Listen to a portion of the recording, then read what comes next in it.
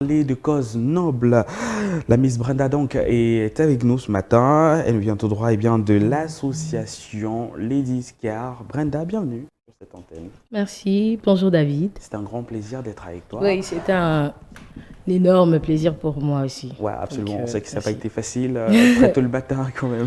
Ah oui, mais bon, disons que ça aide, non? Donc, de bon matin comme ça, on a Ouais. la tête fraîche, les idées bien en place là, et puis c'est important. J'apprécie que ce soit le matin.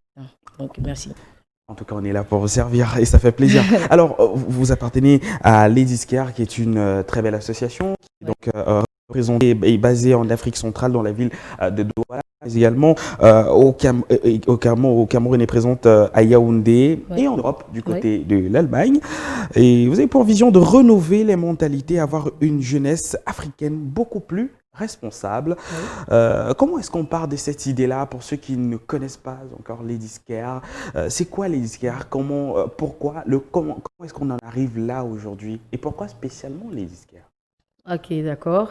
Donc, je vais commencer par dire que l'association Les Disquaires existe depuis 2013. Hum, Et puis, tel qu'on vous a dit, mais c'est vraiment de rénover les mentalités.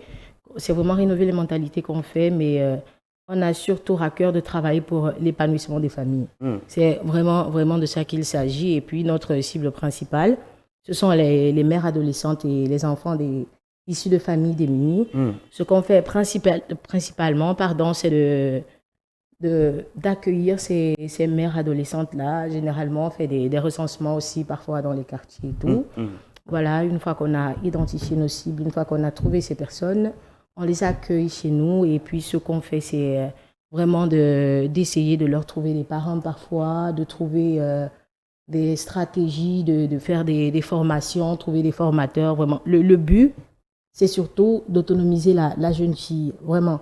Parce que voilà, les demoiselles qui viennent à nous, ce sont surtout des demoiselles qui, au bout d'un moment, voilà, c'est difficile pour elles de s'occuper d'elles-mêmes, de hum. s'occuper de leurs enfants. Et puis ce qu'on leur offre, nous, ce que l'association va chercher pour ces jeunes filles, ce sont des personnes, des formations qui vont aider à leur apprendre un métier, un savoir-faire qui va leur permettre, elles, de faire des choses toutes seules après. Voilà. Et puis on s'occupe vraiment la cellule familiale. On a au cœur de l'association la cellule familiale. Hum, Et ça fait que pour chacun des membres de la famille, à l'Ediscare, on a un programme et on a des activités. hum. Donc pour les jeunes filles, on a des activités d'autonomisation, un programme entier d'autonomisation et tout. Ouais. Voilà, et pour les enfants, on a un programme qu'on nomme Educare Kids. Voilà, c'est que ici à Yaoundé, je ne sais pas si vous êtes abonné à nos pages, je vous conseille d'y aller. Voilà, sur Facebook, c'est Ladies Care. Mhm. On va tous les samedis, on fait des activités avec les enfants. Voilà, ce sont des activités d'éveil. On a le chant, la danse, la peinture, les causeries éducatives. C'est vraiment une sorte d'éducation complémentaire qu'on les apporte à côté de ce qu'ils reçoivent à la maison ou à l'école. Voilà, nous, à notre niveau, on essaie de leur apprendre les bonnes valeurs, les Ouais. choses comme ça, oui, parce que et ça fait du bien. Et puis, je vous invite à venir chez nous. Voilà, on est à Biémassi. Hum. Et puis, si vous arrivez là le samedi, vous n'allez pas être déçus. Les enfants, c'est un plaisir à chaque fois. Ben, je crois qu'on peut voir ça en image à l'instant. Ouais. Vous êtes un peu les tatas. Oui, Vous non, êtes un mais peu oui, les c'est moi. gentils tatas. Ouais. C'est clair. Avec les bébés, c'est tata. Ah, Et puis, d'accord. ça fait plaisir et tout. Oui. C'est trop intéressant les partages qu'on a. Mhm. Et aussi, ce qu'on a, je vais dire que on a un peu, on a constaté qu'en Afrique centrale, le concept chez nous ici, on ne parle pas beaucoup de paternité, non? Mhm. Et puis, Ladies Care a ce programme qui est assez innovant, je veux dire ça comme ça, le concept de valorisation de la paternité. Mhm. Voilà, parce qu'avec les jeunes filles mères, on s'est rendu compte que le problème, c'est ça, non? Le papa qui n'est pas très responsable. Absolument. C'est aussi parfois un peu la cause de la jeune fille-là qui va se retrouver seule, à ne pas avoir quelqu'un pour l'épauler et tout, parce que si chacun des parents, voilà, se disait qu'on a un bébé, on va chacun assumer notre rôle, notre responsabilité, c'est sûr que la demoiselle et le bébé n'allaient pas se retrouver dans cette Dans cette condition position-là. défavorisée ou voilà, cette condition défavorable. Mhm. Ce qu'on veut faire, nous, ce n'est pas simplement de pointer du doigt ce qui est mal, ce qui est, oui, les pères responsables là, on va faire l'appel, levez-vous. Non. Mhm. Non, mais c'est surtout de dire que, à vous qui êtes responsables, non, vous n'êtes pas, votre travail n'est pas suffisamment valorisé. Voilà. Et ce qu'on veut faire, on veut mettre en lumière cette qualité que vous avez. C'est vrai que c'est rare. Il faut se le dire. Et puis, c'est ça qu'on veut mettre en lumière. C'est ce que vous êtes. On veut valoriser cette paternité responsable que beaucoup d'entre vous acceptent de porter et de démontrer. Ouais. Et du coup, on met ça en lumière pour encourager les autres papas à copier le bon exemple. Et puis, pour notre programme de paternité, peut-être on reviendra ici en juin parce que les activités, on a une semaine nationale de la paternité. Et le cœur de la semaine, c'est en juin. Ouais. C'est au mois de juin, souvent de la semaine du 13 juin là. Et là, maintenant, on a des activités qui sont... Ils sont bien achalandés pour la circonstance. Donc, pour la fin de l'année, vraiment, on a des activités qui sont... Je ne sais pas si... Ah, bien sûr, bien sûr. Ok, d'accord. On va toucher tout. Hein. On va toucher à tout. Oui. Mais c'est vrai que vous parliez également de pas mal de programmes, Educare, Nutricare également. Beaucoup. Voilà. Et ce qui nous a aussi davantage interpellé, c'est cette dynamique donc d'autonomisation, parce qu'on se rend compte que aujourd'hui, vous estimez à travers votre association que les femmes ne devraient plus rester à la maison, se tourner les pouces, qu'elles devraient apprendre également une activité pour être autonomes demain. Et pourquoi pas se prendre en charge si effectivement les pères ne sont pas très responsables. Alors comment ça se fait de façon pratique? C'est vrai que vous avez dit, vous trouvez des formations. Bon, généralement, c'est un peu compliqué au niveau de la subvention de ces formations. Mais comment est-ce que vous faites pour obtenir la subvention nécessaire? Parce que généralement, ces femmes n'ont pas assez de fonds pour se lancer dans ça. Comment ça se passe? D'accord, mais voilà, pour commencer, je voudrais dire que avec le programme d'autonomisation, on fait des activités en interne d'abord, avant de chercher les autres aides et les partenaires dehors. Ce qu'on fait, nous, vraiment, on fait à notre niveau avec les bénévoles de l'association. C'est-à-dire que si vous savez que vous avez des savoir-faire ou des compétences qui peuvent aider, voilà, merci. C'est vraiment ce qu'on fait. D'abord, au cœur de l'association, on a des membres et tout. On va lancer un appel. Il y a des dames qui ont des salons de coiffure qui vont dire que envoyez-nous des filles. Moi, je vais former ces demoiselles dans mes salons de coiffure. Il y a des dames qui savent confectionner des petits bracelets comme ça. Voilà, oui, mes bébés font ça déjà. Donc, oui. Elles vont dire que oui, on va faire des activités, des ateliers de confection des accessoires, pas seulement ça, bracelets, les trucs pour la tête, là. Donc, les petits accessoires décoratifs qu'on sait que, voilà, après, vous pourrez les vendre et puis, oui, ça pourra vous rapporter 2-3 choses. Et à côté de ça, ce qu'on fait aussi, c'est qu'on va lancer un appel au grand public et puis, oui, le bouche à oreille, ça marche vachement aussi, non? Donc, si j'ai un ami ou une sœur que je sais aime bien partager avec les autres, est passionnée par le travail humanitaire, voilà, ce qu'on va faire, c'est qu'on va se dire que, oui, voilà, on a des jeunes filles mères ici qui savent et on demande souvent au préalable, qu'est-ce que vous savez faire, qu'est-ce que vous aimez, est-ce que vous estimez que vous avez un talent pour un X ou un Y. En fonction de ça, ça nous aide, non? C'est plus facile de trouver en sachant déjà que, par exemple, David, lui, c'est un bon couturier. C'est vrai que c'est difficile pour David parce qu'il n'a pas de machine à coudre, entre guillemets, voilà.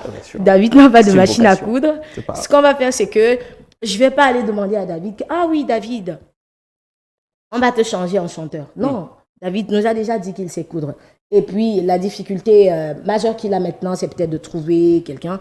On a une machine à coudre à la maison. On va se dire qu'ok, on va trouver une couturière qui voudra bénévolement te partager, transmettre ses savoir-faire. Et si pour toi, tu sais déjà coudre, c'est simple. On va te dire que ma belle, comme on a une machine à la maison, comme c'est le cas, on va dire que ma belle vient et puis tu vas utiliser ça, et puis tu pourras apprendre là, oui. Ouais. C'est vraiment ça. Et puis, on lance les appels et avec nos enfants, on fait des ateliers, découvertes comme ça avec les jeunes aussi parce qu'on va dans les lycées.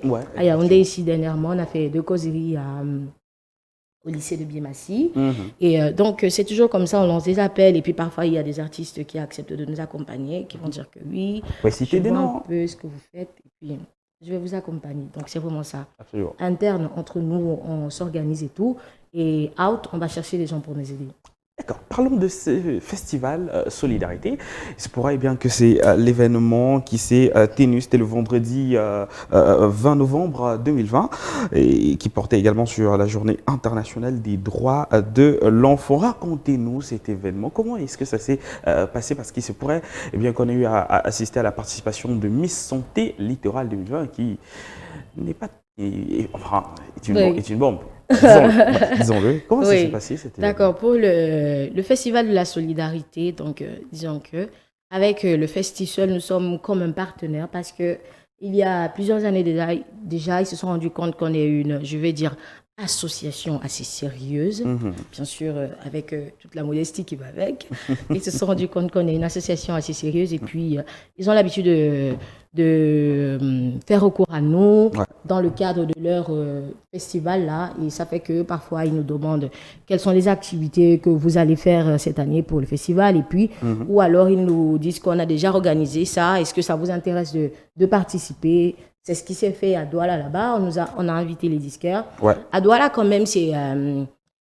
Les disquaires, comme je vous ai dit, c'est depuis 2013. Non, Douala, c'est le cœur, c'est le fief. Donc, oui, c'est un peu moins compliqué parce qu'il y a déjà un peu plusieurs personnes qui connaissent les disquaires à Douala. Du coup, le travail est moins compliqué.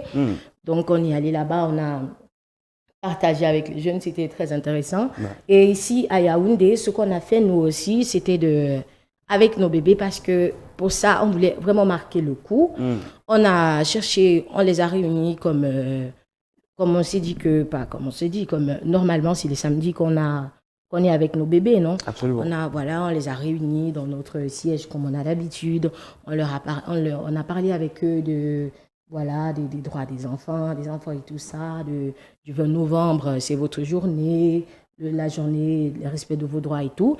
Et après ça, on a eu une sortie, notre première sortie avec les bébés à l'extérieur. Absolument. Donc oui, c'était vraiment pour marquer le coup. Et puis, et aussi le samedi, là, on a fêté un anniversaire. Donc c'était une journée explosive. Pour nous, c'était une superbe journée. Et puis, ça nous a servi à commémorer la journée des enfants du 20 novembre. Voilà. Et c'est donc une très très belle. On peut se rendre compte bien que chez vous, ça s'enchaîne tellement, il y a tellement d'activités. Oui, vraiment. Et puis, c'est juste. C'est trop bien parce que, voilà, et puis, par rapport à moi, je voudrais dire que ça fait 2 ans que je suis bénévole à l'association Les Disquaires. Et puis, c'est vraiment Quand on m'a dit que j'allais passer à Humanitarian TV, j'ai dit je vais vous dire un truc. J'ai dit à David tout à l'heure mais c'est the place to be. C'est juste, c'est trop cool parce que Humanitarian TV, c'est l'humanitaire et tout ça. Et puis, je vais dire que pour moi, quand je venais ici, j'avais vraiment à cœur de dire aux gens que c'est super important de s'engager dans des causes humanitaires. Absolument. Parce que je ne vais même pas vous dire comment ça vous aide, non? Ça peut quand même bien l'humanité. Franchement, ça aide à se réaliser, ça t'aide à te rendre compte de la pleine mesure de ton potentiel et puis d'aider les gens, ça fait tellement de bien, non? Et puis, j'espère que après ça, ce sera je voudrais vraiment inviter les gens à adhérer à une association ou à s'investir quelque part. Trouver, je ne sais pas, dans votre voisinage, dans votre quartier, une cause qui parle à votre cœur. Rejoignez notre association ou rejoignez une autre, mais je vous conseille vraiment de choisir l'humanitaire. Et puis, je voulais dire un petit truc par rapport à notre... Merci beaucoup. Par rapport à nos actualités. Si c'est possible, on va faire le 12 décembre, on a un main event. Voilà, avec les enfants, il y aura beaucoup d'activités, ce sera une bombe. Donc, vous êtes invités si c'est possible. Absolument. Donc, vous pouvez venir couvrir l'événement, ce sera super intéressant. Voilà, on va commencer vers 14h, ce sera à Biémassi, en face de la session Green Oil, là-bas. On a un thème et tout, donc vraiment, on est organisé, c'est trop cool, c'est trop intéressant. Avec les enfants et après, plus tard, avec les adultes. Absolument. Donc, je crois qu'on a fait merci beaucoup. On a fait le tour avec Brenda. Merci beaucoup d'avoir tout touché. C'est exceptionnel. Et merci, David. Vous revenez quand vous voulez sur cette antenne. On vous ouvre grand les bras comme ça. On prend du plaisir à vous écouter. On va sortir véritablement de cet entretien, notamment parce qu'il est 7 h passé de 56 minutes. Et à 8 h, on a donc le journal. On va prendre la prochaine dorsale et on se retrouve juste derrière pour le 8 h. À tout de suite.